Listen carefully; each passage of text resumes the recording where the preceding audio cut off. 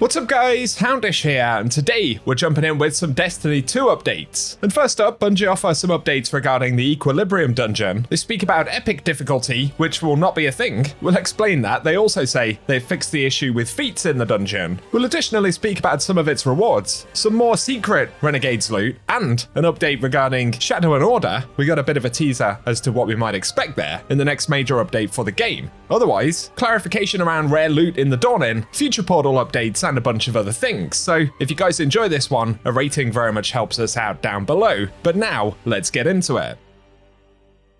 First up today, a few general updates. Bungie confirm no epic dungeon. They had actually said this a little while back. I say a little while, it was May 23rd, where they were aware of an issue with the description for Renegades lists epic dungeon access within D2. But they'd said there will be new Pinnacle endgame content, however, it will not be in the form of an epic dungeon difficulty. So I think the version we have now is basically it. Of course, feats are the main method to get improved tiers of rewards and things.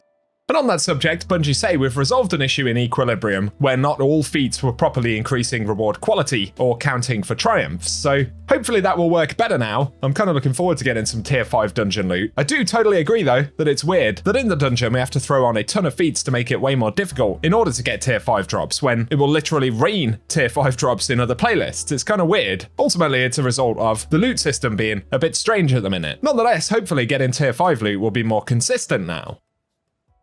Speaking of the dungeon, I was rather pleased last night when I got the Taken Crystal dropped. I think this was on my 6th full clear of the dungeon. Some things about how that actually does drop though, Bungie have confirmed. You essentially require a full clear of the dungeon to have a chance for it to drop, but the encounters can be done in any order. So you could do all 3 in order, or if you joined a friend that was on the final boss and you clear it, if you start the dungeon again afterwards, you would have a chance to get the Taken Crystal dropped after clearing the second encounter. So it's basically every 3 unique dungeon encounters cleared will have a chance to drop it. Just thought that was worth adding for anyone interested in trying to grab that. Other interesting secrets potentially associated with Renegades, but there is actually an exotic ship which is a modified NLS courier. So if I'm not mistaken, that is a variant of the extraction ship, basically, from the Lawless Frontier. We can see that it is a Renegades drop, but as far as I'm aware, no one currently has it, and we don't know the actual source. So potentially a secret earnable in the Lawless Frontier at some point, or through Renegades content. I'll keep you posted if we get any leads, and before we talk about any more new content stuff for the game this week, you may remember Chris Barrett, who formerly worked at Bungie, was trying to sue them for something like $200 million, which is pretty wild. And it was basically a wrongful dismissal type case. But the initial case has actually been dismissed, which most of us probably don't find massively surprising. So no luck for Chris Barrett on that one just yet. Obviously, things got messy between Chris Barrett and Bungie for a variety of reasons. We won't go into it, but yeah, just a random mention some of you may be interested in. Otherwise, I'm still seeing a few questions about portal gear from the Edge of Fate season, like the Bushido armor set, Mint Retrograde, TechSec, whatever it may be, and why we can't currently earn them. DMG did say a little while back that they will have methods to get previous stuff, and there'll be more details on it soon. So we're still not clear when that will come. It could be in the major update in March potentially, but hopefully we will see it a little bit sooner.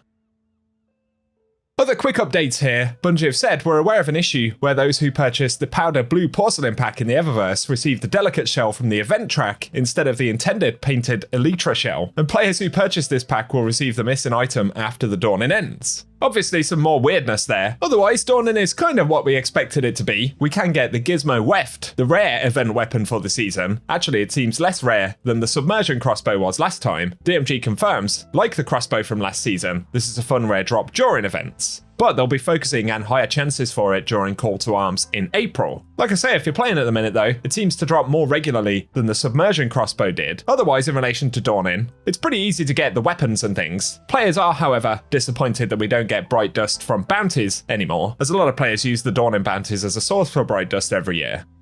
Otherwise, Dawning is a kind of additional layer of fun, I suppose. Most players who are playing the game a fair amount will probably get some pretty good Dawning weapons without really paying a lot of attention to it. That's kind of my strategy, to be honest, as I am avoiding the portal as much as possible, outside of the Vanguard alerts, of course, which are pretty rewarding. Give us your impressions on the Dawning down below, though. Otherwise, Bungie have updated the description for Season 28, the Lawless update. In the timeline in-game, it now says criminal organizations rush to fill power vacuums. Each syndicate has its own style, goals, and tactics. Referencing, of course, the Renegades content. But previously, it actually said, race the Dredgen and their outlaw mercenaries to a weapon of shadowy legend, storm a Hive weapons foundry, and prevent the Dredgen from expanding their corrupted arsenal. And given that that has no real relation to what we've been doing in Renegades itself, the assumption is that this is the description for the Shadow and Order update, and if anything, the fact that Bungie have actually changed it further confirms it, right? Because Shadow and Order is not yet available. I think they just mistakenly added that description to the timeline instead. And so it does give us an idea of what we might expect in Shadow and Order, still following the Dredgen story, but now focused on the Hive a bit more, and specifically a Hive weapons foundry, where I'm assuming we will once again get an exotic mission or a new activity for Shadow and Order. That probably gives us an idea of what that activity may actually look like, so bit of an early teaser for the next update there. Dredgens, Hive, weapon foundry. Yeah, if the loot and the activities are good, that has a lot of potential, I'd say. So give me your impressions of it down below.